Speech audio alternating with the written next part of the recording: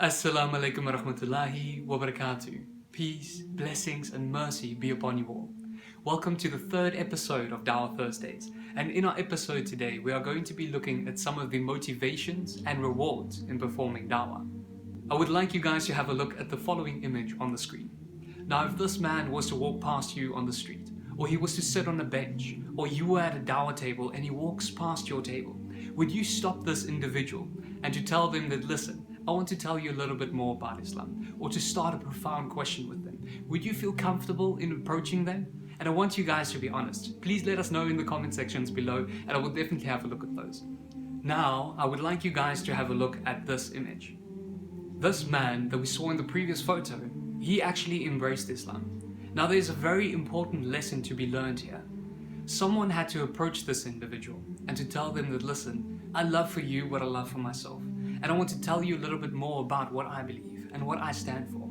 And this is Islam. Someone had to approach this individual to teach them more about our deen, as to what we believe. And fundamentally we need to learn that we can't judge the book by its exterior.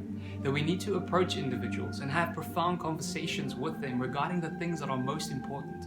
To share the message of Islam, to share the message of Tawheed, and to guide them closer upon this path. Now there are some things that we will learn by performing Dawah, and eventually will grow within you.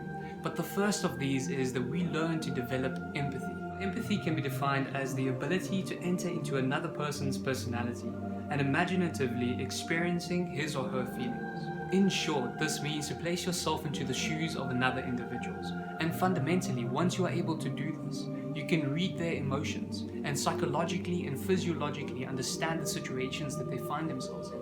And through this, you can also build a very strong rapport with them, or a relationship, so they can understand that you are truly there to care for them, and that you're not just there to share a message or just to talk to them, but you're really there because you are concerned about them and that you want to uplift them and you want to learn more about them. Allah subhanahu wa ta'ala also tells us something very important within the Quran when it comes to performing Dawah and inviting others towards this way of life.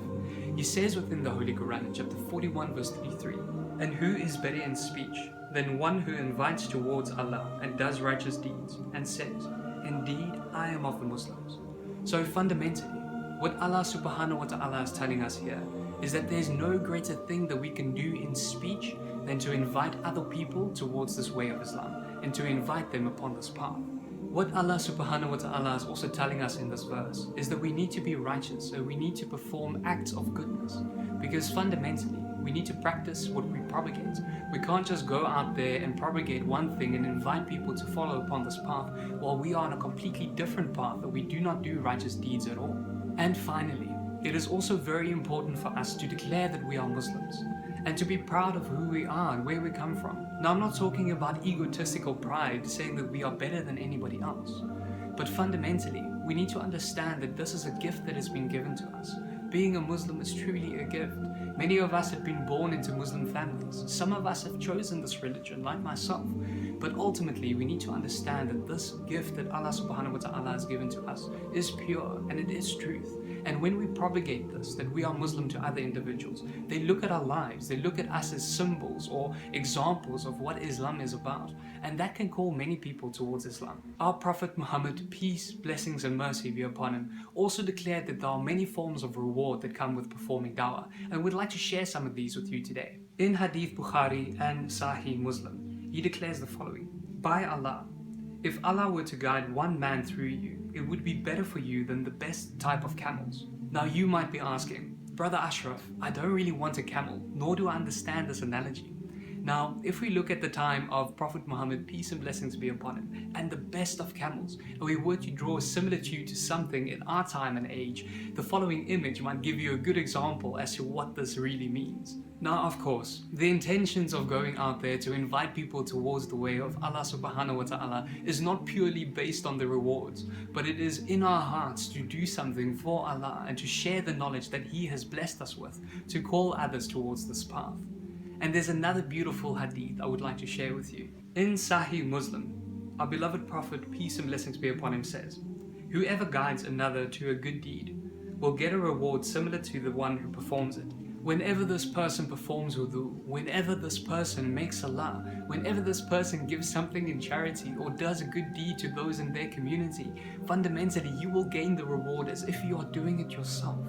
Now, this is absolutely unimaginable. We can't even accumulate this or calculate this with our human minds. So fundamentally, you need to understand how great a reward it is to call others towards this way of life. Now, this brings me to another beautiful hadith, where our beloved Prophet Muhammad, peace and blessings be upon him, said the following. In Hadith Bukhari, "You will not truly believe until you love for your brother what you love for yourself." With this hadith in mind, I want you guys to sit and contemplate. What do you guys love most within this life? And most of us will say that we love Allah subhanahu wa ta'ala, the Almighty Creator, more than anything, and that we love this path that we are on, this path of Islam.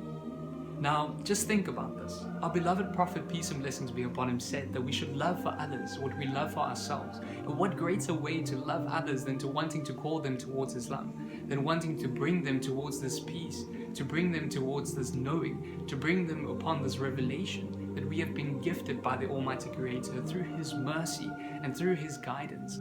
Performing Dawah also builds a closer connection between you and the Holy Quran, because you are continually reminded of this beautiful revelation, and you are continually reciting it, and you're continually bringing people towards this revelation and inviting them to read it for themselves. And there are many examples of this within the Holy Quran. For instance, in the Holy Quran in chapter 21 verse 25, we find a beautiful verse which reads as follows. "And we did not send any messenger before you, O Muhammad, but we revealed to him, saying, None has the right to be worshipped but I, so worship me."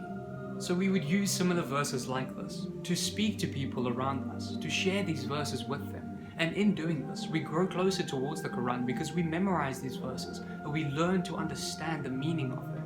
And finally, performing Dawah makes you a companion of the prophets, because their mission was to go out and to share the message and to call people closer towards the Almighty Creator, to declare that none has the right to be worshipped but Him, to declare that we should only submit and surrender ourselves unto Him, and to follow the ways in which He has taught us to live our lives. And when we do this, when we go out there to invite people towards this way of life, we follow in the footsteps of the prophets.